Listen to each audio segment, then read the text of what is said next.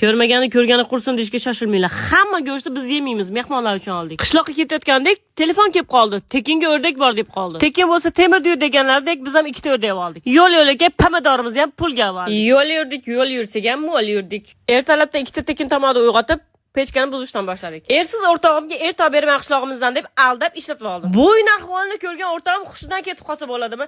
Keyin top beraman tur desam, siroz turib tozalab tashladi. Ishlar tugagandan keyin bitta turkish o'rtog'im keldi. Qarasam, devorni quchoqlab yotibdi. Nima qilyapsan desam, folbinatgan deydi. Tura bekorlarda aytibdi, o'rdakni qula dedim. Kechki payt oshga tayyorgarlik ko'rib o't yoqayapsam, men qilaman oshni deb qolsa bo'ladimi? Unga kavlash ishini berdim. Yana bittasi esa bilmagan ishiga burnini so'qib, men damlayman deydi. Shavlab olib qolsa mendan emas, chunki oshni men qilmadim. Ko'ryapsizlarmi, qo'lim tekkan joy yonib ketadi. Ko'zim tegishdan qo'rqinglar. Salat qilishni o'rgatyapman shaharliklarga. Mehmonlarimiz keldi, shavlalarimiz pishdi, yo'q, oshlarimiz pishdi.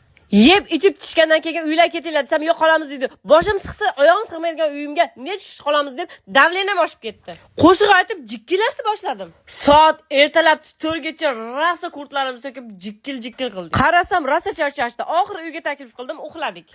Ertalabki manzara, erkaklar tashqarida, biz ichkarida uxladik.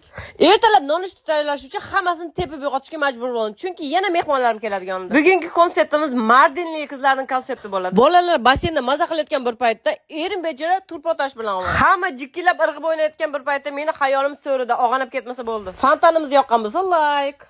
Oramizda Turkiyani urfallari bor edi, achchiq ko'fta yo'g'irishni boshladi. Turkiy sherbam hidiga chidamasdan yegani kepti. Tug'ilgan kuni o'tib ketgan bo'lsa ham men uchun surpriz qilib tort tayyorlashibdi, rahmat. Qo'lbola ayronlarimizni ham tayyorladik.